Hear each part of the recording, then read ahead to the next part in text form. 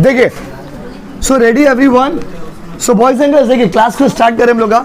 आज हम लोग का कॉस्टिंग का पहला क्लास है। कॉस्टिंग का नाम है यहाँ पे CMA2।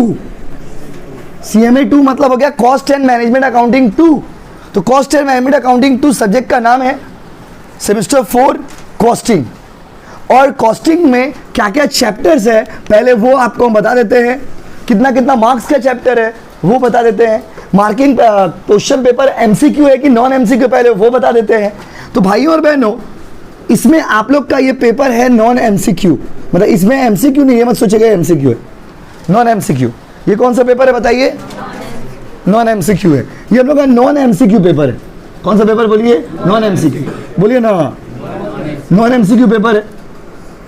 और इस पेपर में आपको जैसे ये पेपर ना प्योर प्रैक्टिकल है, इसमें ना थ्योरी एक ठो भी नहीं है। अब बीच बीच में कोई एक आध तो छोटा मोटा क्वेश्चन दे देता है, 2 मार्क्स का अलग बात है, लेकिन नॉर्मली प्रैक्टिकल ही चैप्टर है। जैसे कि इसमें जितने चैप्टर है हर एक चैप्टर से कंफर्म सम्स है कि तो सम्स ही आएगा और इतना मार्क्स का सम्स आएगा, ये पूरा कंफर्म है। तो आपको हम बताने जा रहे हैं कि कॉस्टिंग में कितना कितना मार्क्स का सम्स आता है, कौन कौन से चैप्टर से। तो ये हम लोग का सेमेस्टर 4 का पहला क्लास है कॉस्टिंग का। पहले आपको सिलेबस बता दे रहे हैं, फिर क्लास स्टार्ट कर दे। पहला चैप्टर है, उसका नाम है ABC कॉस्टिंग। ABC, इससे 10 मार्क्स का एक क्वेश्चन आएगा। उसके बाद एक चैप्टर उसका नाम है joint product and by product. Joint product and एक तो 10 मार्क्स का सम्स आएगा, ओनली सम्स, बार बार बोल रहे। फिर एक चैप्टर है आपका, उसका नाम है बजट। बजट से 10 मार्क्स का एक क्वेश्चन आएगा। फिर आपका एक चैप्टर है, उसका नाम है स्टैंडर्ड कॉस्टिंग। स्टैंडर्ड, पहला पेज में ना ये वाला आप लिख लेंगे, ठीक है? फिर बाद में एग्जाम टाइम में ये कंफ्यूजन नहीं होगा कि भाई कौन सा चैप्टर कितना मार्क्स का आता है।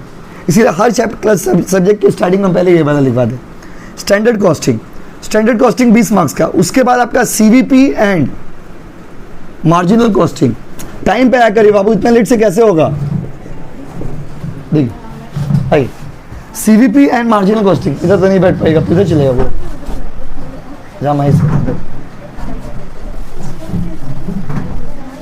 इधर चले ना वो, प्लीज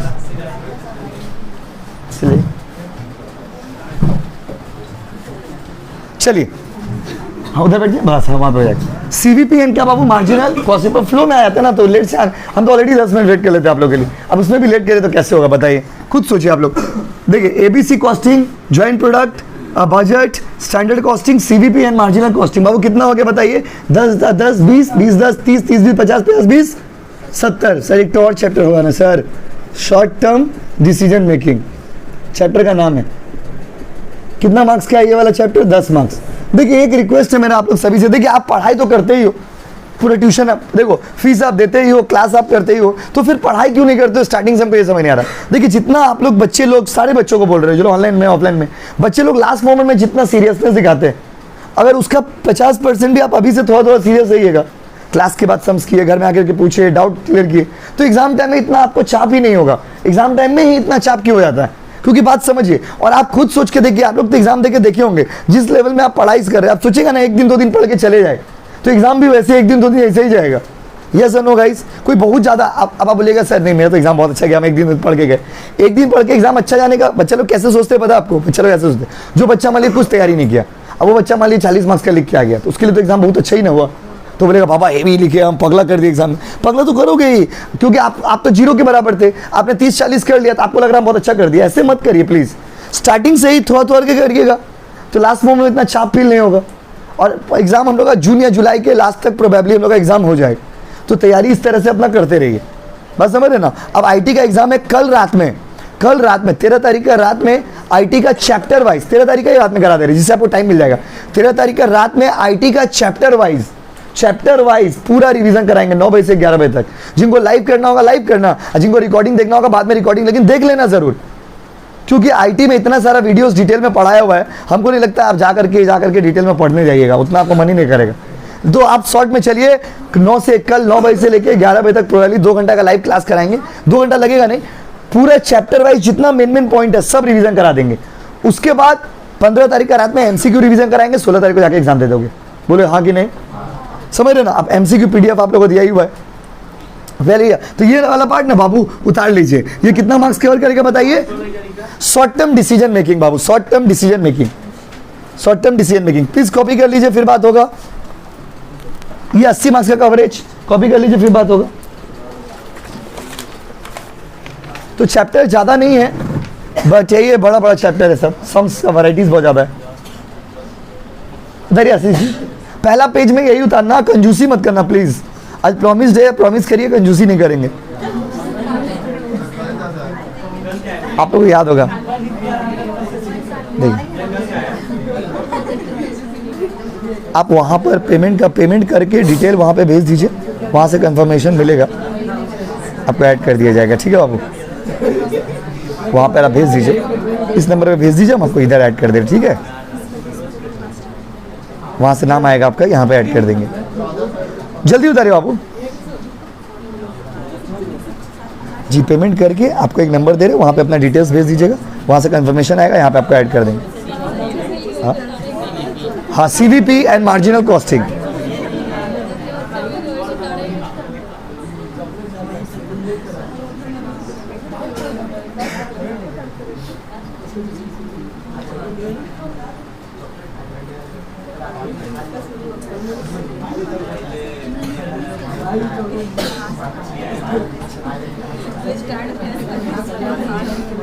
चलिए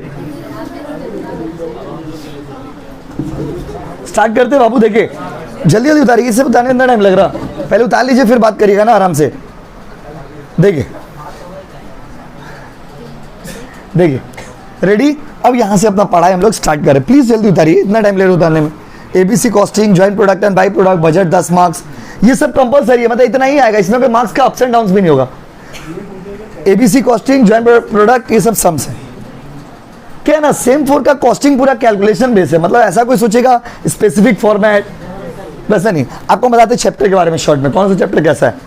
ये चैप्टर जो है ना, ये कॉन्सेप्चुअल बेस है, ऐसा कोई स्पेसिफिक फॉर्मेट नहीं, बनाते बनाते बनाते ना सॉल्व है। ये भी कॉन्सेप्चुअल बेस है, ऐसा कोई स्पेसिफिक फॉर्मेट या फॉर्मूला इसमें नहीं है।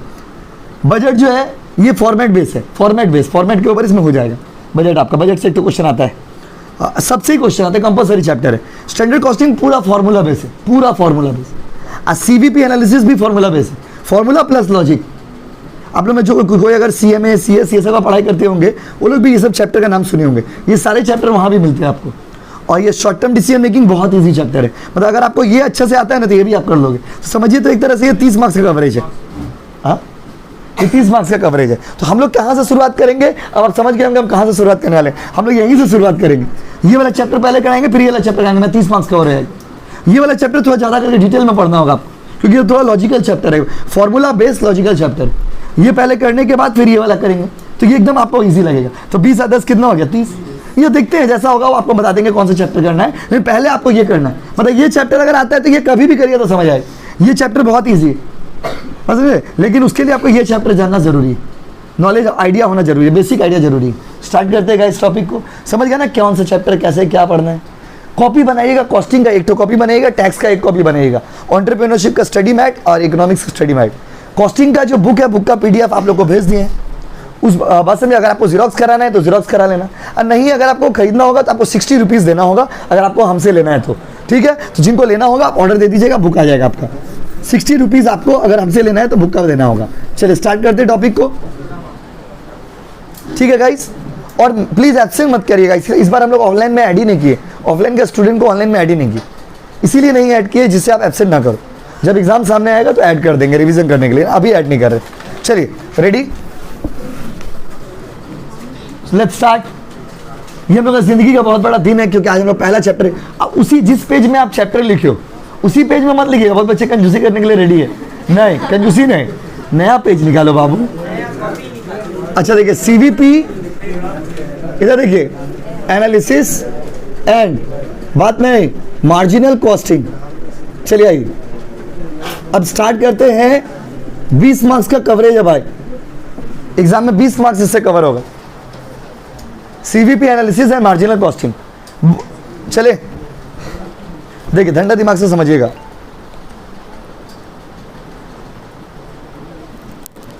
जब आप सेम 6 में एडमिशन लेंगे ना तो 4 वाला आपको फ्री में क्लास मिल जाएगा।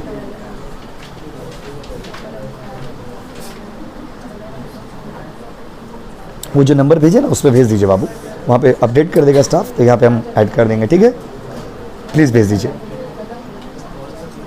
अपना नाम लिखिए। चले, मोनोपोली का बुक अभी रेडी नहीं हुआ है, तो नॉर्मल पीडीएफ है, मिल जाएगा, चिंता मत करिए। देखिए भाइयों और बहनों, चलिए यहां पे स्टार्ट करते हैं। पहला बात है कि सीवीपी एनालिसिस। सीवीपी का मतलब क्या होता है बाबू? सीवीपी का मतलब सी फॉर कॉस्ट। बात कोई भी बच्चा मत करिए क्लास में, पहले बता दे रहे, पहले दिखता नहीं था इसीलिए ऊंचा पे लगा दिया, अब सब दिख रहा, कौन बात कर रहा है, कौन चैट करोगे, क्लास में सब नहीं चलेगा भाई। Cost, volume, profit. अभी भी पहला दिन है, आप ट्यूशन छोड़ सकते हैं, कोई दिक्कत नहीं, क्योंकि क्लास में अगर बात करने और चैट करने के लिए आना है तो मत आइए। कॉस्ट, वॉल्यूम और क्या बाबू? प्रॉफिट। ध्यान से सुनिए, कॉस्ट, वॉल्यूम और प्रॉफिट, इसका मतलब क्या हुआ? कॉस्ट मतलब खर्चा, कोई भी सामान को बनाने का खर्चा, क्या बाबू? खर्चा। वॉल्यूम मतलब प्रोडक्शन, वॉल्यूम मतलब, आप प्रॉफिट का मतलब तो सबको पता है, प्रॉफिट। तो सर इसमें मतलब आप बताए क्या? मतलब आपको ये बताए कि सीवीपी एनालिसिस में हम लोग क्या करने वाले हैं। सीवीपी एनालिसिस में हम लोग कॉस्ट का, प्रोडक्शन का और प्रॉफिट का, मतलब इन तीन चीजों के बीच में क्या रिलेशन है, इसका हम लोग स्टडी करेंगे। तो here we will study about, आप मोबाइल रख लीजिए बाबू, मोबाइल का कोई यूज नहीं, किसका इसका फोन बज रहा बार बार, बस समझिए ना, मोबाइल रख लीजिए, मोबाइल का कोई यूज नहीं आज का क्लास में, ठीक है। कॉस्ट, वॉल्यूम और प्रॉफिट, 1 घंटा मोबाइल छोड़ के पढ़ाई करिएगा ना, उसका बेनिफिट आपको खुद फील होगा कि हाँ चलो कोई चीज सीखे। साइलेंट करके बैठिए क्लास में। कॉस्ट, वॉल्यूम और प्रॉफिट, कॉस्ट, प्रोडक्शन और प्रॉफिट, कोई भी सामान का खर्चा, कोई भी सामान का प्रोडक्शन और कोई भी सामान का प्रॉफिट, ये तीनों चीज का रिलेशनशिप जब आप स्टडी करेंगे, इसको बोलते हैं हम लोग सीवीपी एनालिसिस। तो सीवीपी एनालिसिस में हम लोग क्या पढ़ने वाले हैं? हम लोग रिलेशनशिप पढ़ने वाले हैं। Relationship my dear student, relationship, oh my God, relationship. किसका रिलेशनशिप सर? कॉस्ट, वॉल्यूम और प्रॉफिट। कॉस्ट मतलब खर्चा, वॉल्यूम मतलब प्रोडक्शन और प्रॉफिट मतलब यू ऑल नो, कॉमर्स पढ़ते हो तो प्रॉफिट का मतलब तो पता ही होगा। तो सीवीपी का पहला वर्ड लिखिए, पहला नोट्स में लिखिए, point number 1, CVP stands for, point number 1, धीरे धीरे एकदम, CVP stands for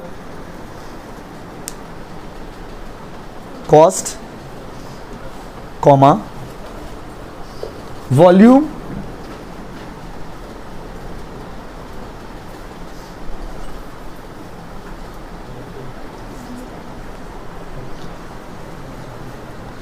comma profit.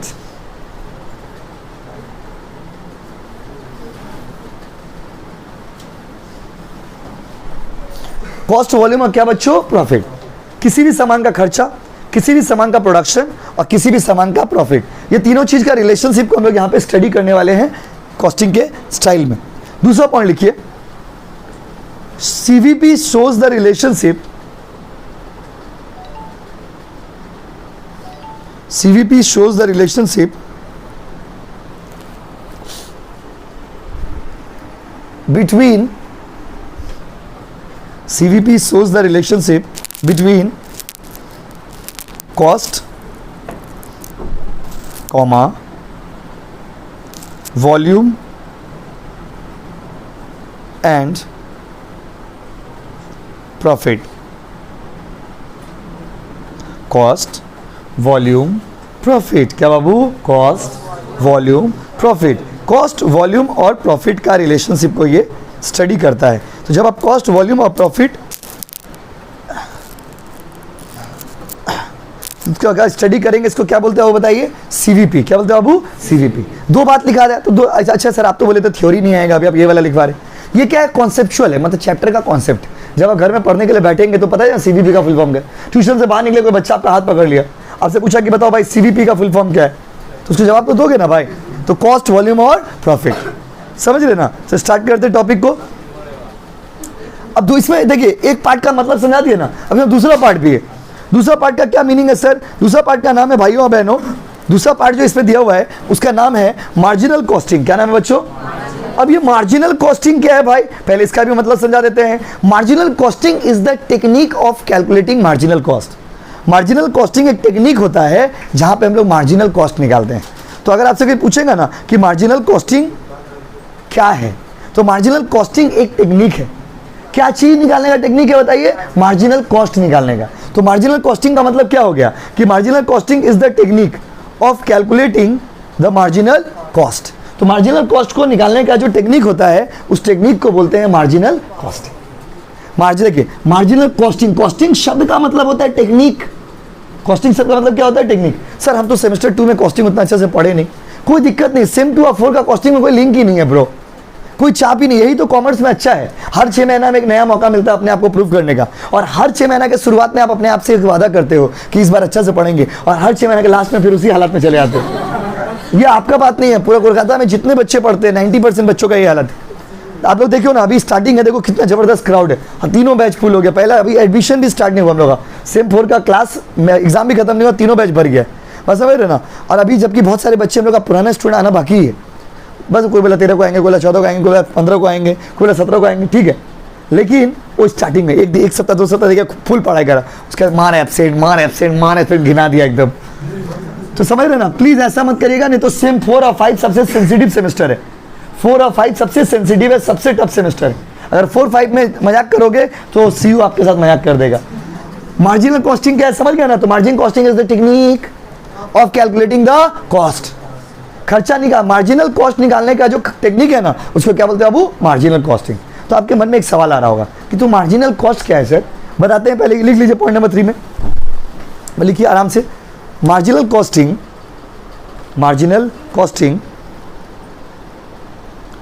is the technique,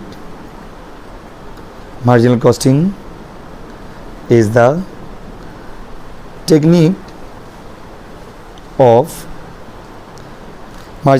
the technique of calculating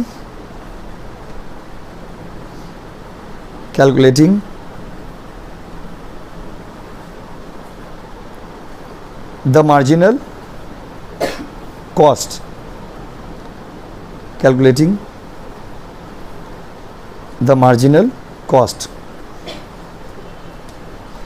भाइयों और बहनों, मार्जिनल कॉस्ट निकालने का जो तरीका होता है उस तरीका को हम लोग क्या बोलते हैं बाबू? Marginal costing. मार्जिनल कॉस्ट निकालने का जो टेक्निक होता है उसको क्या बोलते हैं? Marginal costing. अब आपका मन में एक क्वेश्चन आएगा, तो फिर ये मार्जिनल कॉस्टिंग क्या होता है? तो सुनिए, अब आपके मन में एक क्वेश्चन आ रहा होगा कि भाई मार्जिनल कॉस्टिंग किसको बोलते हैं? मार्जिनल कॉस्टिंग तो पढ़ लिए, तो भाई ये मार्जिनल कॉस्ट क्या होता है? तो भाइयों और बहनों, अब हम लोग यहाँ पे बात करने वाले हैं मार्जिनल कॉस्ट के बारे में कि मार्जिनल कॉस्ट किसे कहते हैं। सुनिए ध्यान से, पहले मार्जिनल कॉस्ट आपको समझा दें, फिर चैप्टर में जाएंगे सम्स में। जैसे 5 पीस पेन बनाते थे हम, ठीक है बाबू, तो मेरा खर्चा था 70 रुपया, मान लीजिए। अभी एक तो और पेन बनाया, अभी नंबर ऑफ पेन कितना हो गया बताओ? 6 पीस। और अभी मान लीजिए मेरा खर्चा हो गया 85। हम पहले कितना पेन बनाते थे? मेरा खर्चा कितना था? अभी कितना पेन बनाते हैं? मेरा खर्चा कितना है? कितना चेंज हुआ खर्चा में बताइए? बोलो ना, बोल दो ना जरा। ये 15 को बोलेंगे एमसी। क्या बोलेंगे सर? एमसी मतलब मार्जिनल कॉस्ट। एमसी मतलब क्या? Marginal cost. एमसी मतलब मार्जिनल कॉस्ट।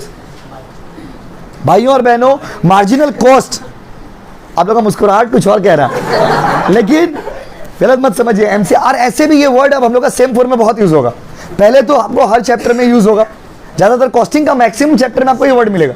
दूसरा, इकोनॉमिक्स भी पीछा नहीं छोड़ा। बात नहीं, बात मत करिए प्लीज, पढ़ा रहे बात क्यों करेंगे?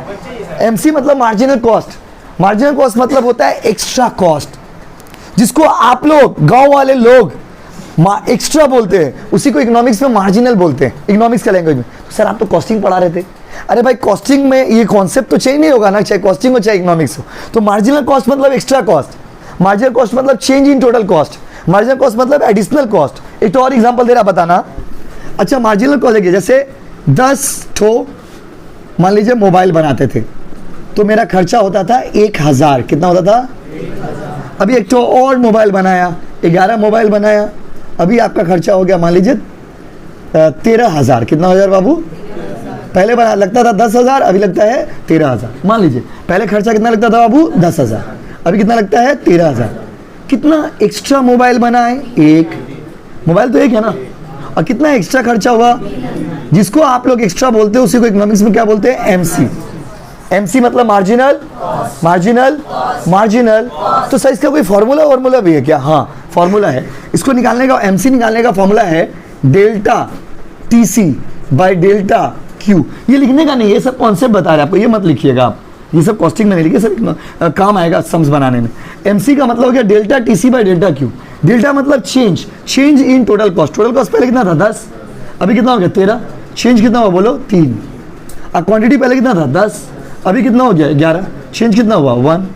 3000 बाई 1 कितना हो गया 3000। कोई दिक्कत है बोलिए।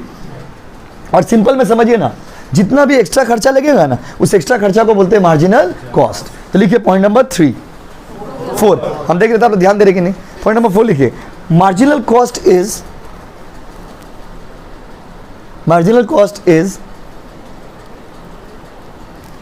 द एडिशनल कॉस्ट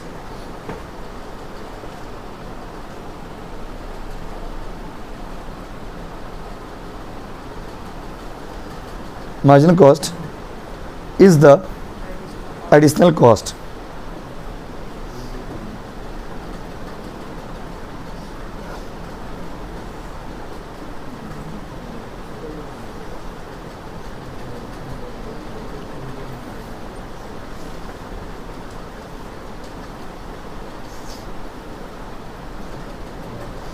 हो गया बच्चों? क्या लिखा बताइए? Marginal cost is the additional cost or simply the change in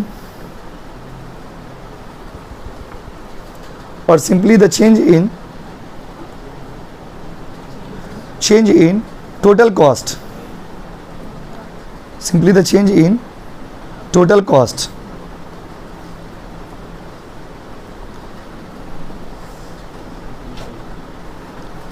हो गया बाबू?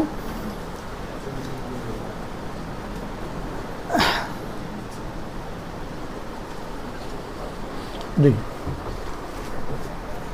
यहां तक क्लियर है, बताइए। तो यहां तक 5 बात आपको लिखवा है, पहले 5 बार डिस्कस करते हैं, फिर हम लोग सम्स बनाएंगे। तो सर 4 की 5 4 बात, ओके। पहला बात क्या लिखवा है? CVP का फुल फॉर्म बताइए, कॉस्ट वॉल्यूम प्रॉफिट। दूसरा बात क्या लिखवा है बताइए?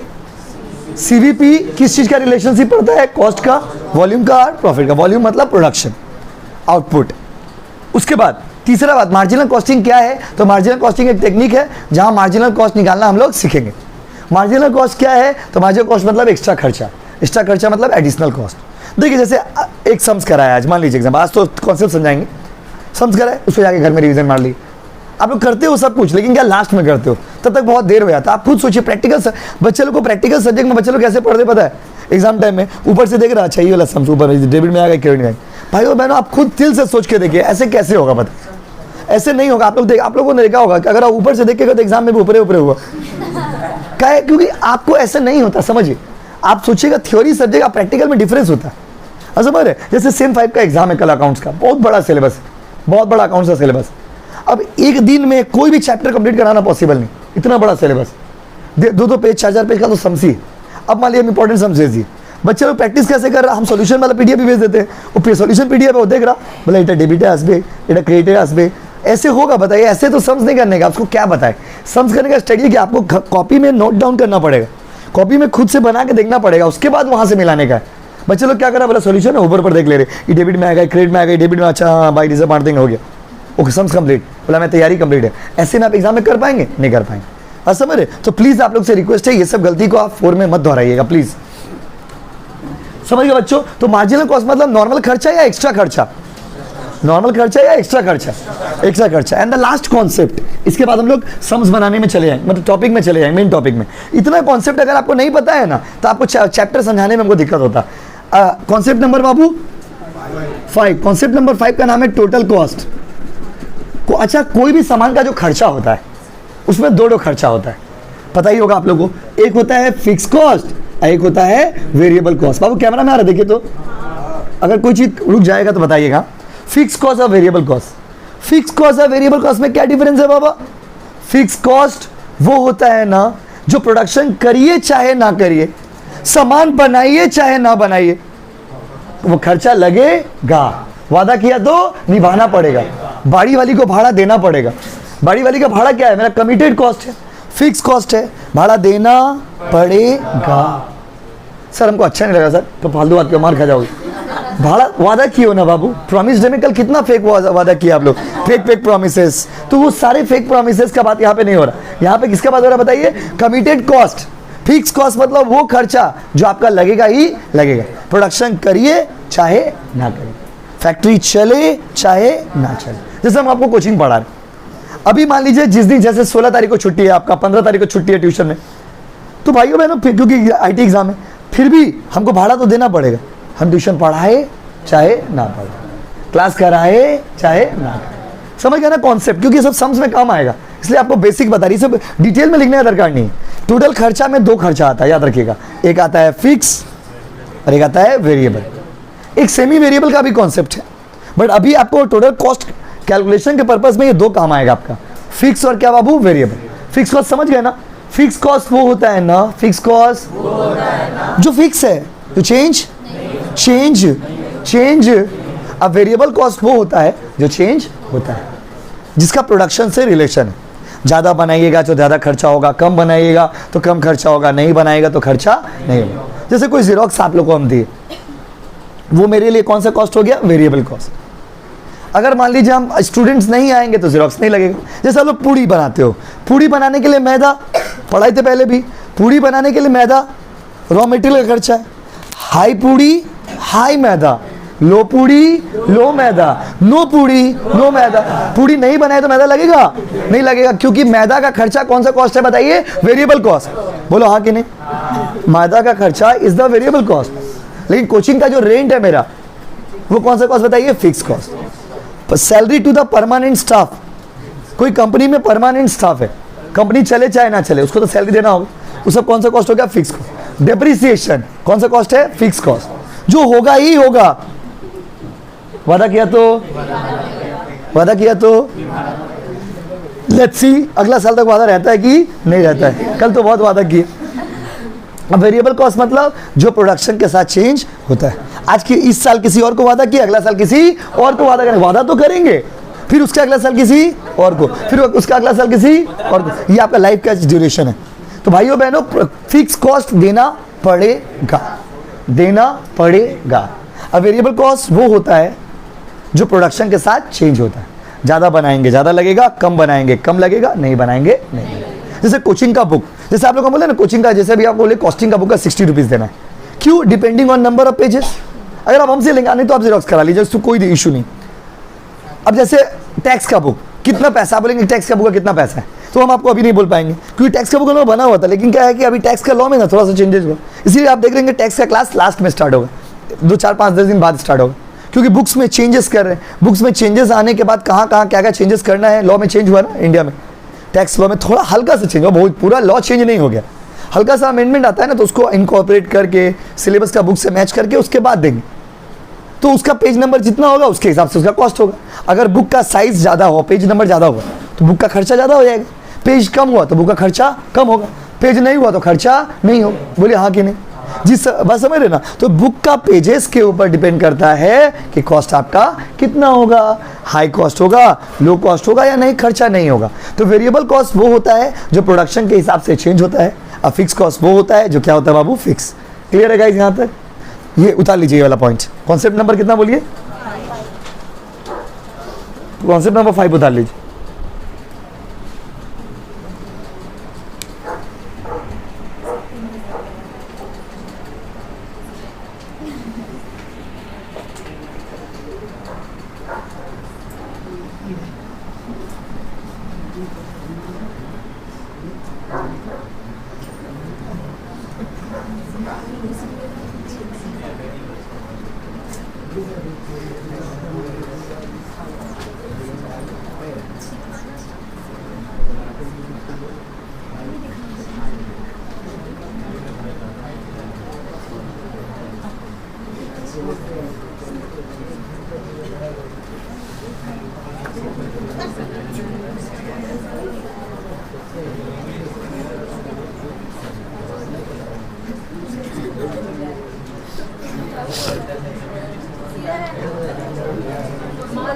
ओके ओके,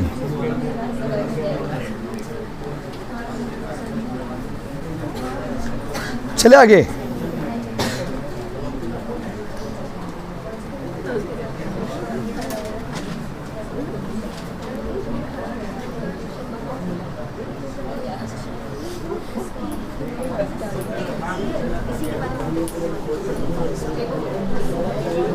कौन सा सब्जेक्ट में फिर से ट्राई करिए, हो जाएगा, नहीं तो हम कर देंगे खुद से।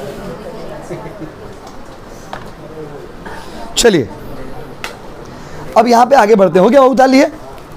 फिक्स कॉस्ट देखिए सारा कॉम यहाँ अभी तक आपको हम कितना बात पढ़ा है? सिर्फ 5 बात पढ़ा है। बताइए बहुत कुछ है लेकिन काम का बात सिर्फ 5 ही पढ़ा है। पहले बताइए सीवीपी का फुल फॉर्म क्या है? Cost volume profit.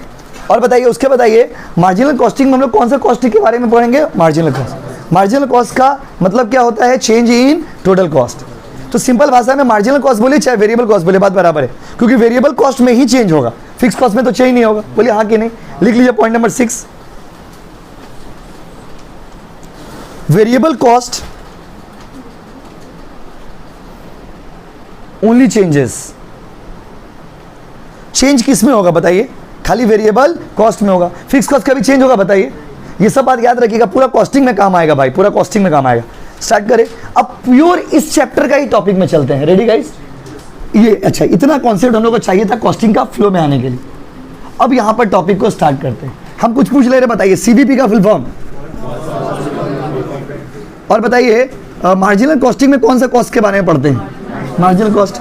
Marginal cost मतलब नॉर्मल खर्चा या एक्स्ट्रा खर्चा? सिर्फ नॉलेज चाहिए। और बताइए मार्जिनल कॉस्ट, अच्छा फिक्स कॉस्ट चेंज होता है ना वेरिएबल कॉस्ट चेंज होता है? बस इतना ही नॉलेज हमको चाहिए और कुछ नहीं। Let's start the topic now. अब हम लोग का टॉपिक है इस चैप्टर का प्योर। इस चैप्टर में बहुत सारे फॉर्मूले हैं। क्या बाबू? फॉर्मूले। अब उस फॉर्मूले का बात हम लोग करेंगे एक एक करके, और उस फॉर्मूला को समझेंगे और अगला दिन इसी के बेसिस पे सम्स बनेगा। पहला फॉर्मूला है जो सबसे पॉपुलर फॉर्मूला है, पूरा सिम 4 का मैक्सिमम चैप्टर में काम आएगा, वो है कंट्रीब्यूशन। इसीलिए पहले पढ़ाया जा रहा है आपको, हर चैप्टर में कहीं ना कहीं फॉर्मूला काम आएगा, इसी चैप्टर पहले पढ़ाया जा रहा है। कंट्रीब्यूशन क्या होता है? कंट्रीब्यूशन का फॉर्मूला होता है sales minus variable cost. Sales minus, sales में से वेरिएबल कॉस्ट को माइनस करिएगा तो क्या आ जाएगा बाबू? कंट्रीब्यूशन। सेल्स में से वेरिएबल कॉस्ट माइनस करिएगा तो क्या आ जाएगा बाबू? कंट्रीब्यूशन। तो लिखिए पहला फॉर्मूला यही है कंट्रीब्यूशन का। सर एक मिनट एग्जांपल देते हैं। मान लीजिए एक सामान को बेचे हैं 10 रुपया में और उसको बनाने में वेरिएबल कॉस्ट है 4 रुपये, तो मेरा कंट्रीब्यूशन कितना होगा? 6 रुपये। कोई दिक्कत? बोलिए, कॉपी कर लो एकदम ऐसे ही जैसे हमने लिखा। पहला फॉर्मूला कंट्रीब्यूशन का। फॉर्मूला में कोई दिक्कत है? बोलिए।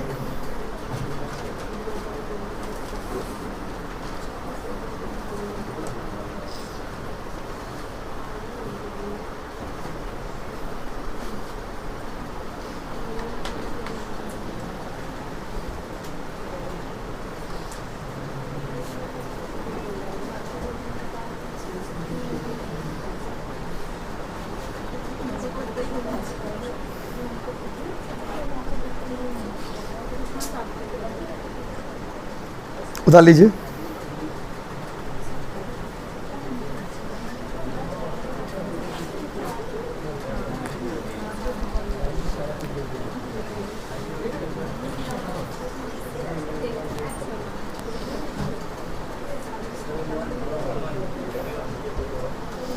चले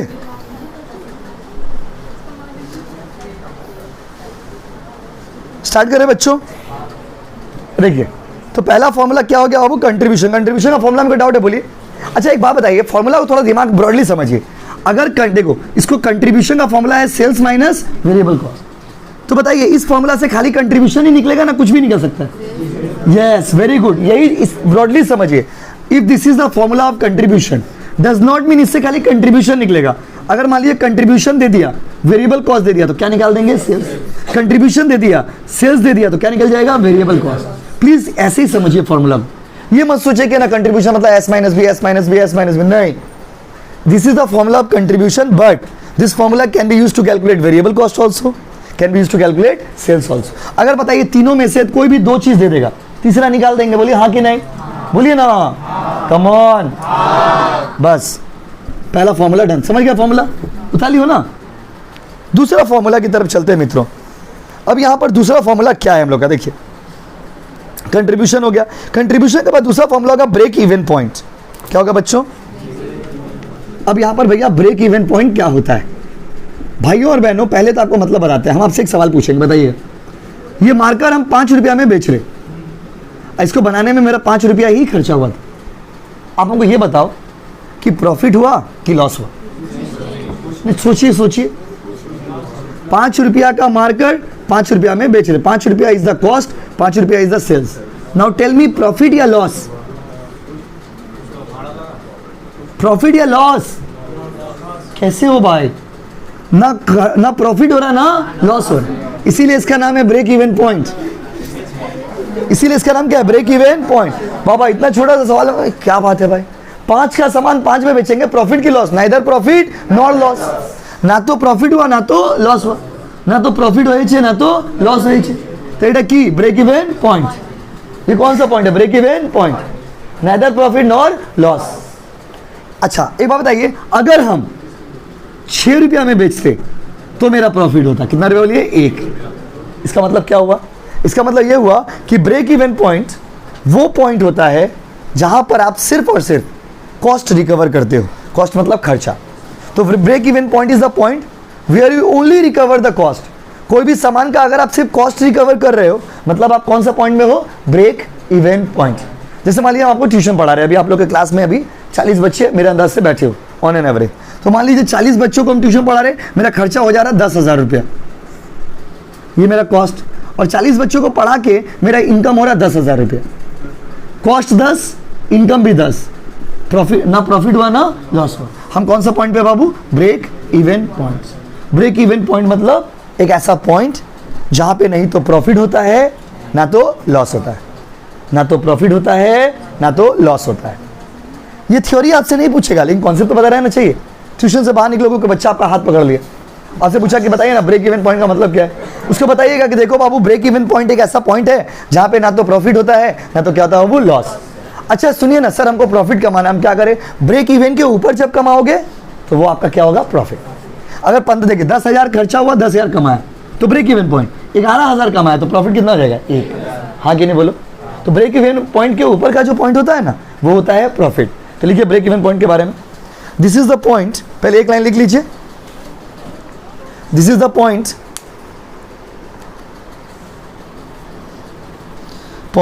वेयर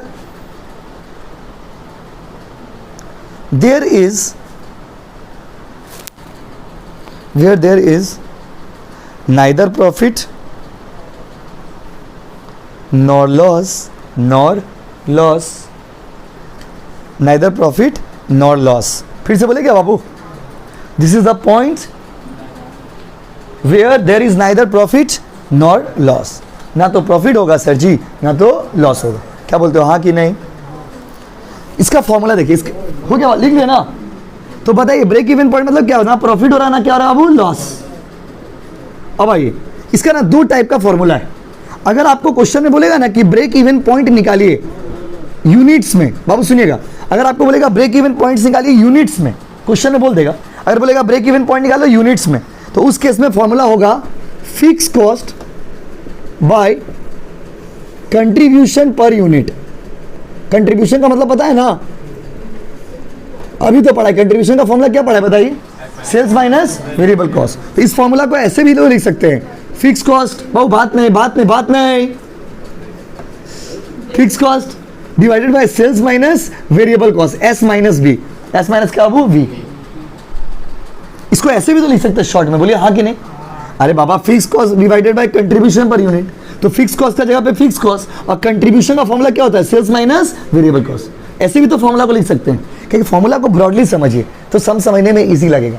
अब अगला दिन से खाली सम्स बनाना है, और भी फॉर्मूला है अभी, अगला दिन से खाली सम्स बनाना है। और आप लोग जो लोग ऑनलाइन क्लास कर रहे हो, आप लोग कमेंट में अपना अटेंडेंस जरूर दीजिएगा। जब आप क्लास कर लीजिएगा तो वहाँ पे कुछ ना कुछ कमेंट कर दीजिएगा, तो हम समझ जाएंगे कि आप क्लास कर लिए हो गया। अब ब्रेक इवन पॉइंट अगर यूनिट्स में निकालने बोले तो दिस इज द फॉर्मूला।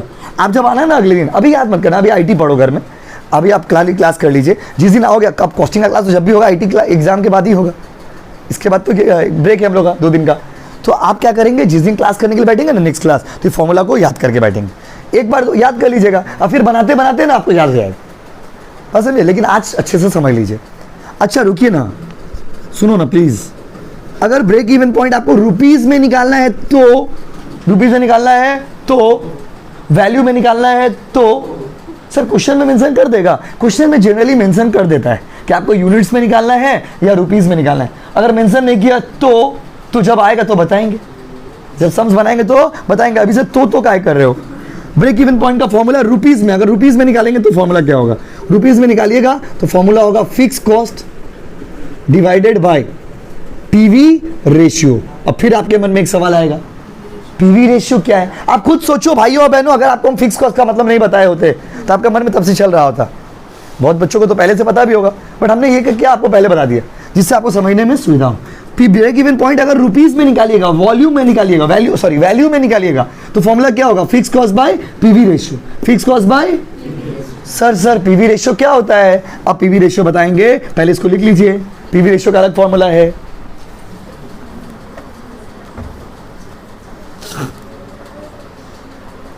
जरिए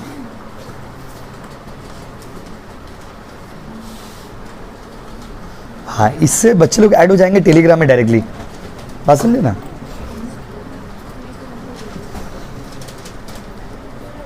और आपको हम दोनों में एडमिन बना दे रहे, टेलीग्राम डाउनलोड करके ये वाला नंबर में इससे इंस्टॉल करिए तो आप वहां से डायरेक्टली उसको ऐड कर पाएंगे बच्चों को नंबर से। खाली हमको मैसेज कर दिया, हम ब्रॉडकास्टिंग में ऐड कर देंगे, उसको बोलिएगा सेव, मेरा नंबर सेव कर लेगा। हो गया बाबू, चले क्या?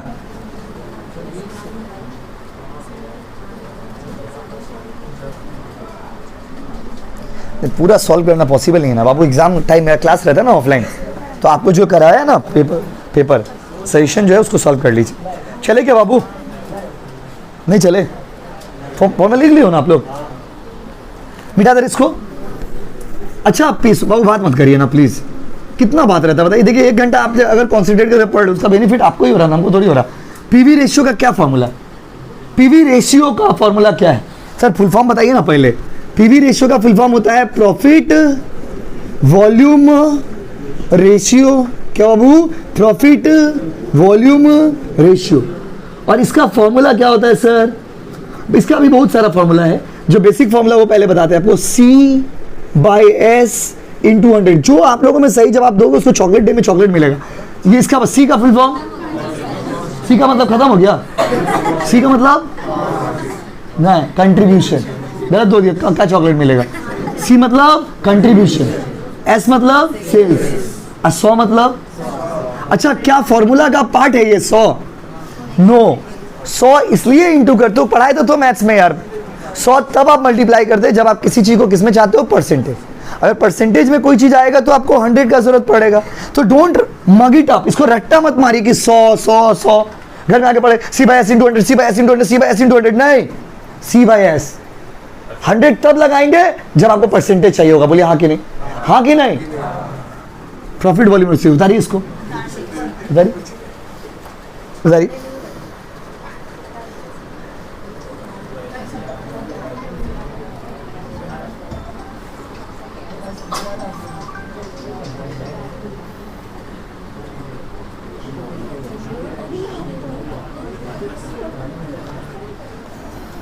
सॉल्यूशन पीडीएफ जो दिए ना आपको वहां से कर लीजिए बाबू।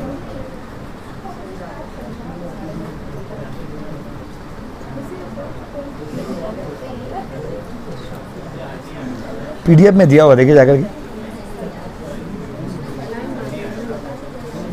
चले आगे।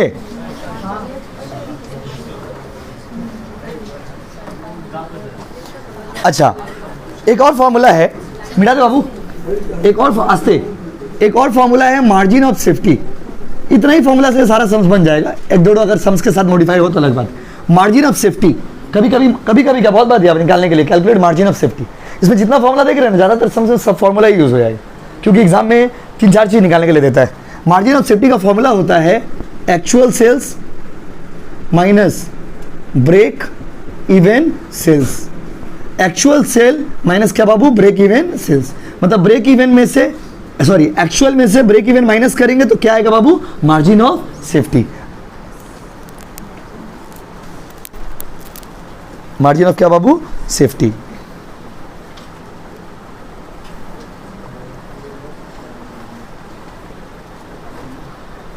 चले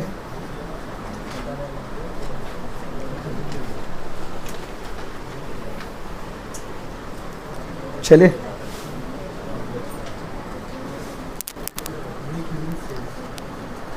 अगला फॉर्म हो गया। And the last but not the least, ये बचपन में सुने होंगे इंग्लिश। मार्जिन ऑफ सेफ्टी लिख दिए ना? हाँ देखिए, जितना बच्चा को कॉपी में नजर आ रहा है सब साफ सुथरा ही लिखे हो, बस इसको मेंटेन करके रखिएगा। अब हम कॉपी बनाते तो सही है, लेकिन मेंटेन नहीं करते। हाँ, जितना तक मेरा नजर जा रहा है उनका वो मैं नजर नहीं आ रहा। चले रेडी? क्यों कि नहीं, हम कॉपी भाई सबका अच्छा कॉपी है। वही हमको आशीष बोला कि उसका कॉपी देखिए ना। चलिए रेडी, अगला क्वेश्चन। हाँ, लास्ट फॉर्मूला है। कभी कभी आपको क्वेश्चन में बोलेगा ना sales to earn desire profit, इसका हम लोग एक नया मॉडिफाई करके फॉर्मूला बना दी। ये बहुत फेवरेट है सीयू का क्वेश्चन। सारा सम्स बना लीजिएगा, बोलेगा how much sales is required to earn the profit of 20,000। कभी अगर ऐसा क्वेश्चन रहा कि 20,000 प्रॉफिट कमाने के लिए कितना सामान बेचना होगा, ये फॉर्मूला बहुत इंपॉर्टेंट फॉर्मूला है, क्योंकि इस फॉर्मूला में बहुत सारा कितना सेल करेंगे तो कैसे निकालिएगा। देखिए फॉर्मूला देखिए, fix cost plus desired profit divided by PV ratio. अब यहां पर ध्यान दीजिए, एक बार फिर से समझाते हैं आपको formula. Sales to earn desire profit, मतलब अगर कभी क्वेश्चन में आपसे पूछेगा कि प्रॉफिट जो जैसे 40,000 प्रॉफिट कमाना, कितना सामान बेचोगे, सम्स को फॉर्मूला को यूज तो अगला दिन करेंगे। तो अगर बोलेगा आपको 40,000 प्रॉफिट कमाना है तो कितना सेल करेंगे, उस केस में ये वाला फॉर्मूला चिपकाइएगा। Sales equal to fix cost plus, gate खोलिए बाबू, इतना लेट हो, क्लास खत्म हो गया तो रुकिए, वेट करिए 5 मिनट। अच्छा चलो तो वेट करिए 5 मिनट, क्लास खत्म होने दी। Sales equal to fix cost plus desire profit by PV ratio. वो बात नहीं, सेल्स क्या हो भाई, भ्रमित हो जा रहे हो क्या? अभी मेल स्टूडेंट रहता तो इतना बात नहीं करता। Sales equal to fix cost plus, खाली टॉपिक की बात कर रहे हैं, fix cost plus desire profit by क्या बाबू, PV ratio. Sales equal to क्या, fix cost plus desire profit by PV ratio. कौन सा सेल्स? देखिए sales to earn desire profit. कभी भी अगर ऐसा क्वेश्चन रहेगा तो ये वाला फॉर्मूला चिपकाइएगा। बट यहाँ पे भी इंटरेस्टिंग देंगे, ये वाला फॉर्मूला से क्या क्या निकल सकता है, सेल निकल सकता है, फिक्स कॉस्ट निकल सकता है, डिजायर प्रॉफिट निकल सकता है, और क्या निकल सकता है, पीवी रेशियो। ये भी समझिए तो पीवी रेशियो का ही फॉर्मूला है। अगर ठीक से समझिए तो ये भी पीवी रेशियो का फॉर्मूला है। इसको हमने थोड़ा मॉडिफाई कर दिए। तो अगर क्वेश्चन, क्योंकि एक ऐसा क्वेश्चन ज़्यादातर साल में पूछा है कि how much sale is required to earn the profit of 10,000 या 20,000 या 30,000 या 50,000, कि हमको 50,000 प्रॉफिट कमाना है, हम कितना सामान बेचेंगे। अगर ऐसा सम से बोले तो ये वाला फॉर्मूला डायरेक्ट बैठा दीजिए, sales equal to fix cost plus desire profit by PV ratio. अच्छा, इसका मतलब इस फॉर्मूला से क्या क्या निकाल सकते हैं। अगर कभी फिक्स कॉस्ट निकालना होगा तो ये वाला फॉर्मूला यूज कर सकते हैं। डिजायर प्रॉफिट निकालना होगा तो ये वाला फॉर्मूला यूज कर सकते हैं। डिजायर प्रॉफिट मतलब जितना प्रॉफिट आपको चाहिए।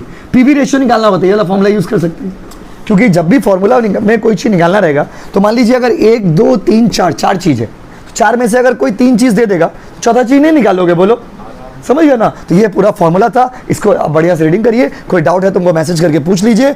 अब हम लोग अगला दिन सम्स बनाएंगे, इसको रीडिंग करके आएगा। Thank you so much, thank you so much.